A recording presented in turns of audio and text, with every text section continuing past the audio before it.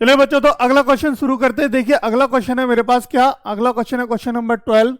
In a circle of radius 21 centimetre, एक circle में जिसकी रेडियस 21 सेंटीमीटर है, an arc subtend an angle of 60 degree at the centre. एक arc, तो circle में आर्क क्या होती है पता होगा आपको, है ना बेटा। देखो पहले तो सर्कल बना लेते हैं। ये कोई सर्कल है ना। अब आर्क क्या होती है सर्कल के अंदर, हमने पढ़ाया था। देखो ये वाला पोर्शन, अगर मैं मान लो इसको यहाँ से ऐसे कट कर दूं, तो ये जो पोर्शन है, ठीक है, ये वाला जो पोर्शन है वो आर्क कहलाती है। ये आपकी कॉर्ड कहलाती है ना। वो जो एक आर्क है जो क्या है, उसके सेंटर से एक 60 डिग्री का कोण बनाती है। ये जो एंगल है वो 60 डिग्री का एंगल बनाती है, ठीक। अब देखो मैं यहाँ पे इनको थोड़ा सा नाम अगर हम ले लें, इनका रख लें, तो देखो बेटा मैं इसको मान लेता हूँ ए, बी और सी, ठीक है। और अभी चलो यहाँ पे एक ए बी सी ड्रॉ कर लिया मैंने, ठीक है। अगर मैं एक पॉइंट यहाँ पे मान लूँ बीच में, इसको मैंने पॉइंट को मान लिया पी, तो बेसिकली ए पी सी, जो ए पी सी है वो एक आर्क है ना। एपीसी जो है वो क्या है, एक आर्क है। उसी आर्क का मुझे क्या बताना है यहाँ पे, इसी आर्क का मुझे यहाँ पे लेंथ बतानी है। देखो पहला ऑप्शन यही है, ठीक है। ये 60 डिग्री का कोण बनाती है आर्क सेंटर पे, ठीक है। दोनों आर्क के दो पॉइंट है सर्कल पे कहीं पे। बेसिकली जो पूरी आर्क है, जो पूरी राउंड अगर करोगे तो ये परिधि कहलाती है, सरकमफेरेंस कहलाती है। उसी पे दिए गए दो पॉइंट है, मान लो उन दोनों पॉइंट से एक आर्क बनती है, और वो आर्क के दोनों पॉइंट क्या करते हैं, सेंटर पे एक 60 डिग्री का कोण बनाते हैं, ठीक है। अब 60 डिग्री का कोण बनाते हैं। अब देखो, अब इसमें तीन चीज पूछ रहा है हमसे क्वेश्चन में। एक तो पूछ रहा है उस आर्क की लेंथ बताओ, एक पूछ रहा है area of the sector form by the arc, और उस आर्क से जो एरिया फॉर्म हो रहा है उस सेक्टर का एरिया बताना है। और थर्ड पॉइंट क्या है, area of the segment form by the corresponding chord. और देखो अगर यहां से इस तरीके से अगर मैं एक लाइन खींचूं तो एक करस्पॉन्डिंग कॉर्ड आएगी, एक कॉर्ड बनेगी यहां पे ऐसे सीधी सीधी। अगर इन दोनों पॉइंट को मैं मिला दूं तो आप देखोगे इसके बाद कि यहाँ पे क्या हो गया, एक माइनर सेगमेंट निकल के आया। क्या आया, एक ये माइनर सा सेगमेंट आया निकल के अंदर, ठीक है। उसी सेगमेंट का वो एरिया पूछ रहा है, area of the segment form by the corresponding chord. और इन्हीं दोनों पॉइंट से अगर मिलाकर एक कॉर्ड बनाई जाए तो उससे बना जो माइनस सेगमेंट है उसका एरिया बताओ, ठीक है। ये तीन पॉइंट है, मतलब इस क्वेश्चन में थोड़ा सा लेंदी हो जाएगा, मतलब तीन सवाल पूछ लिए गए हमसे एक ही क्वेश्चन के अंदर, ठीक है। कोई दिक्कत नहीं है, आप सिंपली बस एक एक करके सॉल्व करते जाओ, सारे ऑटोमेटिक सॉल्व हो जाएंगे। ये मत देखो कि ये तीन क्वेश्चन है। पहला क्वेश्चन लेते हैं हम, फर्स्ट ऑप्शन, ठीक है। पहले हम पहला सॉल्व करेंगे। देखो पहला पॉइंट क्या है, area of the length of the arc, length of the arc. देखो आर्क की लेंथ के लिए हमने ना एक फॉर्मूला लिखाया था बेटा आपको। देखो एरिया के लिए भी लिखाया था, आर्क के भी लिए लिखा था। एरिया के लिए क्या लिखा था, theta upon 360 into pi r square, क्योंकि पाई स्क्वायर क्या होता है, एरिया होता है ना। Similarly same as it is क्या होगा, theta upon 360 into 2 pi r. और 2 पाई आर क्या होता है बेटा, 2 पाई आर होता है उसकी परिधि, यानी वो वाला एरिया जो घूम रहा है पूरा एरिया। अब पूरे एरिया में से हमें कितना निकालना है, एक पर्टिकुलर एरिया, छोटा सा एरिया। पूरा एरिया क्या होता है, 2 पाई आर होता है। तो जो छोटा एरिया वो कैसे निकलेगा, theta upon 360 into 2 pi r, ठीक है। क्लियर है। अब थीटा क्या है यहाँ पे, 60 है, 60 बटा 360 गुणा 2 इंटू पाई की वैल्यू कितनी बेटा, 22/7 रख दो, और आर की वैल्यू 21। देखो यहाँ पे जो रेडियस दे रखी है सर्कल की, अब ये जो दो लाइन आई इनकी रेडियस क्या होगी, 21 क्योंकि ये दोनों ही क्या है, रेडियस है। एक सर्कल के सेंटर से जब बाहर कोई भी लाइन टच करती है सर्कल पे तो वो रेडियस कहलाती है। कितनी भी लाइन खींच लो सारी रेडियस होंगी, है ना। अब थोड़ा इसको काट पीटी कर लो। देखो ये 7 से 7 3 21, ठीक है। ये 0 से ये 0 कट गया, 6 से ये 6 बार कट गया, 2 से ये 3 बार कट गया, इस 3 से ये 3 कट गया। अब क्या बचा आपके पास? सिर्फ और सिर्फ 22 बचा, 22 सेंटीमीटर। तो बेसिकली क्या है बेटा, जो आर्क की लेंथ कितनी आई? 22 सेंटीमीटर आई। क्लियर? कितनी आई? 22 सेंटीमीटर। देखो पहला तो सॉल्व हो गया बड़ी आसानी से, कुछ भी नहीं करना पड़ा है, मैं बहुत आसानी से सॉल्व हो गया, बस फॉर्मूला लगाया और पुट करके आंसर आ गया। अब क्या निकालना है? अब निकालना है हमें area of the sector form by the arc. अब एरिया ऑफ द सेक्टर, अब एरिया ऑफ द सेक्टर के लिए भी देखो आपको फॉर्मूला पता है। एरिया ऑफ सेक्टर के लिए है ना बेटा, एरिया ऑफ सेक्टर के लिए क्या होता है? Theta upon 360 into pi r square. तो थीटा की वैल्यू कितनी है बेटा? 60 डिग्री बटा 360 गुणा पाई की वैल्यू 22 अपॉन 7 इंटू आर की वैल्यू 21 इंटू 21। ठीक है, एक जीरो से ये जीरो, 6 से 1 टाइम, 6 से 6 टाइम। क्लियर? देखो ये इससे कट गया 3 टाइम, इससे कट गया 2 टाइम, इससे कट गया 11 टाइम। क्लियर? अब क्या बच रहा है? देखो गौर से ध्यान से देखो क्या क्या बच रहा है हमारे पास। हमारे पास बच रहा है 11 इंटू 21। क्या बच रहा है? 11 इंटू 21 बच रहा है। मल्टीप्लाई कर दो, क्या कर दो जल्दी से, मल्टीप्लाई कर दो। देखो 11 कम 11 का 1 हाथ से लगा 1, 11 दूनी 22 और 1 23, 231 सेंटीमीटर स्क्वायर। एक आंसर आया बेटा आपका 231 सेंटीमीटर स्क्वायर, एक आंसर आया आपका 22 सेंटीमीटर स्क्वायर, है ना। दो वैल्यूज आ गई आपके पास। क्या आ गई? दो वैल्यूज तो आ गई, दो आंसर तो आपके पास आ गए। पहले का आंसर आ गया, दूसरे का आंसर आ गया। अब तीसरा पॉइंट क्या है? तीसरा पॉइंट कह रहा है area of the segment form by the corresponding chord. जो एरिया है जो मैंने ग्रीन से क्रॉस किया है, ये वाले एरिया का, ये बहुत छोटा सा दिख रहा है यहाँ पे, बट अगर ये सर्कल बड़ा होगा, देखो 21 सेंटीमीटर की रेडियस है, बहुत बड़ा सर्कल बनेगा, तो उसमें जो एरिया भी निकल के आएगा वो थोड़ा सा बड़ा एरिया होगा। यहाँ पे मैंने छोटा सा डिजाइन किया है तो वो बहुत छोटा सा लग रहा है, वो छोटा सा नहीं है, बड़ा एरिया है। ठीक है, जब इस सर्कल को बड़ा करोगे तो वो भी बड़ा हो जाएगा।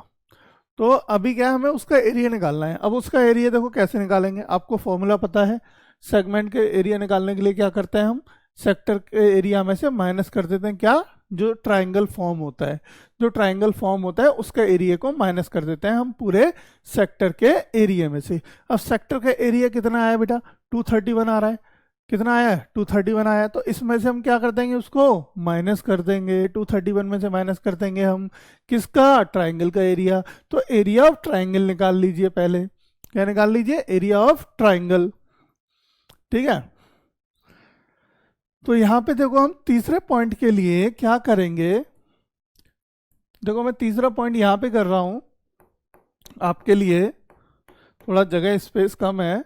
तो थर्ड पॉइंट के लिए सबसे पहले मैं क्या करूंगा, एरिया ऑफ ट्राइंगल निकालूंगा ABC। अब देखो क्योंकि यहाँ पे ये राइट ट्राइंगल नहीं है, अगर ये राइट ट्राइंगल होता, जो बेस और हाइट होती वो दोनों मिल जाती बड़े आसानी से, है ना। बेस और हाइट तो यहाँ पे आसानी से मिल जाती। अब देखो क्या है, मुझे ना तो बेस पता है और ना ही हाइट पता है। ठीक है, तो अब इसको कंसीडर करते हैं। देखो एक बाहर लेके चलते हैं इस ट्राइंगल को। मान लीजिए मैंने ये ट्राइंगल बनाया, ये कुछ इस तरीके से बन रहा है अंदर। क्लियर है? ये मैंने माना है A, ये मैंने माना है B और ये मैंने माना है C। कोई डाउट, कोई दिक्कत नहीं ना। अब यहां पे जो एंगल दे रखा है 60 डिग्री दे रखा है, ये वाला। ठीक है, अब मैं परपेंडिकुलर अगर कोई लाइन ऐसे ड्रॉ करूं सीधी, परपेंडिकुलर एक लाइन नीचे डालता हूं, यहां पे मैं मान लेता हूं इसको M नहीं मैंने P माना है तो P ही ले लेते हैं। यहाँ पे मैंने मानता हूं इसको P। तो बेसिकली हम अकॉर्डिंग टू द ट्राइंगल्स के रूल के हम ये जानते हैं कि जो PB होगा, हमारा PB होगा, वो बाइसेक्ट कर रहा है किसको? AC को, यानी AC को तो बराबर भागों में बांटता है। ऐसे समझो, या तो उसके ट्राइंगल से याद रखो इस चीज को, है ना। अगर आपको ये चीज सॉल्व करके दिखानी है तो देखो कैसे करोगे। ये 21 है, ये 21 है, क्योंकि रेडियस ऑफ द सर्कल है, दोनों ही क्या है? रेडियस ऑफ द सर्कल है। और देखो ये भी 90 डिग्री है और ये भी 90 डिग्री है, क्योंकि परपेंडिकुलर लाइन खींची है मैंने, तो दोनों एंगल क्या है, 90 डिग्री है। ये दोनों एंगल 90 डिग्री है, ये दोनों साइड बराबर है, ठीक है। और ये हमारी पी बी क्या है, कॉमन होगी, ये पी बी भी क्या होगी, कॉमन होगी, यानी ए बी बराबर है ए सी के, है ना। एंगल ए पी बी बराबर होगा एंगल सी पी बी के बराबर है किसके, 90 डिग्री के, ठीक है। और हमारी बी पी यानी पी बी यानी पी बी के बराबर है, दोनों ये दोनों बराबर है, ये क्या है, कॉमन है, common side of the both triangle. यहाँ पे देखोगे तो इस ट्राइंगल में दो ट्राइंगल बन गए ना मेरी परपेंडिकुलर लाइन खींचने से, दो दो ट्राइंगल बन गए। अब ये दोनों ट्राइंगल का देखोगे तो ये दोनों ट्राइंगल बराबर हो गए। जब ये दोनों ट्राइंगल बराबर होंगे, अब यहाँ पे तीन चीजें बराबर हो गई, एक राइट एंगल ट्राइंगल हो गया, एक राइट एंगल हो गया, और दो साइड हो गई। तो हमारी क्या हो गया, हमारा आर एच एस के थ्रू तो ये दोनों ट्राइंगल कैसे हो गए, कॉन्ग्रुएंट हो गए, ठीक है। दोनों ट्राइंगल कैसे हो गए, कॉन्ग्रुएंट हो गए। ट्राइंगल में हमने पढ़ाया था, तो जब दो ट्राइंगल कॉन्ग्रुएंट होते हैं तो उनकी करस्पॉन्डिंग साइड्स आर इक्वल होती है। तो ये दोनों साइड कैसी हो जाएंगी बेटा, इक्वल हो जाएंगी, है ना। ये पहले से हमें इक्वल दे रखी थी, तो ए पी बराबर हो जाएगा पी सी यानी सी पी के, यानी इसलिए क्या हो जाएगा, ये दोनों ट्राइंगल, क्योंकि ट्राइंगल, ये आप लिख के आ सकते हो पूरी बात, क्योंकि triangle A P B and triangle BPC are congruent, इसलिए आपका AP बराबर होगा PC के, इसलिए आपका AP बराबर होगा PC के। अगर ये X होगा तो ये भी X होगा, क्लियर, ये X है तो ये भी X होगा। और जो आपकी लाइन PB है, वो क्या होगी, वो बाइसेक्ट करेगी एंगल ABC को दो बराबर भागों में, ठीक है। तो एंगल आपका ABP बराबर होगा 30 डिग्री के, और एंगल PBC भी बराबर होगा 30 डिग्री के, ये दोनों ही 30 डिग्री के होंगे। अब देखो, अब क्या करेंगे आप, अब आप बाय द ट्रिग्नोमेट्री की हेल्प से, थोड़ा सा यहाँ पे ट्रिग्नोमेट्री भी आ जाएगी। अब देखो ट्राइंगल भी आ गया, ट्रिग्नोमेट्री भी आ गया, सर्कल भी है, और सर्कल से रिलेटेड एरिया भी है। इसीलिए देखो पहले चैप्टर सिक्वेंसली लगाए गए हैं, चैप्टर्स वाइज पढ़ाया जाता है कि ट्राइंगल भी पढ़ लिया आपने, सर्कल भी पढ़ लिया, ट्रिग्नोमेट्री भी पढ़ ली, अब उससे रिलेटेड एरिया निकाल रहे हैं, तो हमें पुरानी चीज़ों का भी थोड़ा सा याद रखना पड़ेगा। तो देखो अब ट्रिग्नोमेट्री की हेल्प से आप बेस और हाइट निकाल सकते हैं, जब आपको हमें साइड दे रखी है और एंगल भी दे रखा है, ठीक है। तो अब देखो कि अगर यहाँ पे मैं राइट ट्राइंगल की बात करूं, तो ये देखो दो राइट ट्राइंगल बन रहे हैं, ठीक है, दो राइट ट्राइंगल बन रहे हैं आपके। देखो यहाँ पे मैं थोड़ा सा स्पेस ले लेता हूँ, कंज्यूम कर लेता हूँ इस तरीके से। यहाँ पे दो राइट ट्राइंगल बन रहे हैं, एक एंगल यहाँ है, दूसरा एंगल यहाँ है, ठीक है बेटा। ये भी 30 डिग्री का है, ये भी 30 डिग्री का एंगल है, ठीक है। यहाँ पे ए बी सी और ये P, ठीक है। तो इन ट्राइंगल APB, ये 90 डिग्री है, ये भी 90 डिग्री है। तो देखो 90 डिग्री के सामने हाइपोटेनियस होती है ना, और एंगल के सामने क्या होती है, परपेंडिकुलर होती है, ये पढ़ाया था हमने। तो ये परपेंडिकुलर होगी, ये भी परपेंडिकुलर होगी। इस केस में ये जो बीच वाली लाइन है वो क्या है, बेस होगी, है ना। तो देखो यहाँ से आप दोनों चीज़ों की वैल्यू निकाल लो, एक तो इसकी निकाल लो हाइट, यानी जो हाइट है आपके पास वो निकाल लो, और दूसरा आप बेस निकाल लो, ठीक है। किसी भी एक ट्राइंगल को लेके चलो, क्योंकि दोनों ही ट्राइंगल आपस में इक्वल हैं, तो जो इसकी साइड आएगी वही बराबर उसके भी होगी, ठीक है। तो इसको मिटा के मैं क्या करता हूँ, एक सिंगल ट्राइंगल बना लेता हूँ, इससे ही आपको वैल्यूज पता लग जाएंगी, ठीक है। तो एक ट्राइंगल बना लिया मैंने अंदर का, ये 90 डिग्री है, ये बेटा 30 डिग्री दे रखा है, इसको ABC कंसीडर कर लिया, ऐसे ही लिया है ना मैंने, ABP लिया है, चलो ABP ले लेते हैं, ABP ऐसे कंसीडर कर लिया इसको। अब देखो आपका अगर यहाँ पे देखोगे, मुझे निकालना है, एक ये निकालना है और दूसरी वैल्यू इसकी निकालनी है, और ये मुझे 21 दे रखा है। पहले से ही दिया है 21, ठीक है, ये 21 पहले से दे रखा है। अब देखो, अब हम क्या करेंगे, परपेंडिकुलर, यानी ये क्या है मेरा, perpendicular upon hypotenuse, perpendicular upon hypotenuse बराबर क्या होता है, क्या होता है बेटा, साइन 30 होता है, एंगल 30 दे रखा है तो साइन होगा परपेंडिकुलर अपॉन हाइपोटेनियस। परपेंडिकुलर कितना दे रखा है आपको, परपेंडिकुलर तो आपको पता नहीं है, यानी एक्स है मेरे लिए, यहाँ पे क्या है, एक्स है, अपॉन हाइपोटेनियस कितनी है, 21 है, बराबर इस कितनी वैल्यू होती है, 1/2 होती है, ठीक है। तो ये कितनी वैल्यू आ गई, ये आ गई वैल्यू आपकी 21/2, यानी x की वैल्यू आ गई बेटा 21/2, x की फॉर्म में लिखोगे तो ये आ जाएगा 21/2 आ जाएगा, क्लियर। अब देखो ये आ गया 21/2, उधर वाला भी 21/2 है ना, तो ये AP, ये क्या आ गया मेरे पास, AP आ गया, है ना, क्लियर। अब देखो क्योंकि AC बराबर है ट्वाइस ऑफ AP के, है ना, तो 2 × 21/2, ठीक है, 2 से 2 काटोगे तो 21, यानी AC की वैल्यू कितनी आ गई बेटा, AC की वैल्यू आ गई 21, यहां से ध्यान रखो, AC की वैल्यू कितनी आ गई मेरे पास, 21 आ गई। थोड़ा सा लेंदी हो गया है, कोई बात नहीं, इस चीज के लिए करना ही पड़ेगा। देखो ये दोनों ऑप्शन आसानी से कर लिए थे हमने, अभी इसको देखो, ये 21 आ गया, AC क्या आ गया मेरे पास 21, यानी ये नीचे वाली बेस, ये AC, ये पूरी लेंथ, ये कॉर्ड की लेंथ कितनी आ गई, 21 सेंटीमीटर आ गई, क्लियर। अब मुझे क्या निकालना है, PV निकालना है, मुझे क्या निकालना है, PV निकालना है। तो देखो PV कैसे निकालोगे आप, यहीं पे, अब आप करोगे क्या, देखो बेस अपॉन हाइपोटेनियस बराबर क्या होता है, cos 30, बेस की वैल्यू कितनी है बेटा नहीं पता, यानी इसको h कंसीडर कर लेते हैं, ठीक है, h अपॉन हाइपोटेनियस क्या है मेरे पास 21 बराबर cos 30 की वैल्यू क्या होती है बेटा, √3/2 होती है, मल्टीप्लाई करो इधर उधर, तो h की फॉर्म में जब लिखोगे तो क्या हो जाएगा, 21 √3/2, 21 √3/2, ये हो गया आपका 21 √3/2, h की वैल्यू आ गई। अब देखो एरिया ऑफ द ट्राइंगल में निकाल रहा था यहाँ पे, यही अब पीछे चलते हैं दोबारा से वापस, अब चलते हैं बैक, आ जाओ, क्या निकाल रहे थे हम, area of the triangle ABC, area of triangle ABC क्या होगा बेटा, वो half into base into height होता है ना, हाफ इंटू बेस, बेस कितना है बेटा, बेस कितना निकल के आया आपका 21 √3/2 इंटू हाइट कितनी निकल के आई बेटा 21, ठीक है। अब देखो कितना हो गया, ये 21 करेगा, मल्टीप्लाई करोगे तो अब ये हो जाएगा 441 √3, 21 का स्क्वायर होता है अपॉन 4, तो एरिया ऑफ द ट्राइंगल कितना आ गया 441 √3/4। बट मुझे एरिया ऑफ द ट्राइंगल नहीं चाहिए था, मुझे चाहिए था क्या, मुझे चाहिए था एरिया ऑफ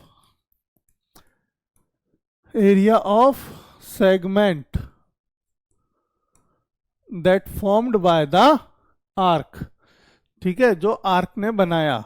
तो एरिया ऑफ द सेगमेंट क्या होता है, कैसे निकालते हैं area of the segment, area of the segment निकालने के लिए बेटा फॉर्मूला हमने बताया था, क्या बताया था, area of sector minus area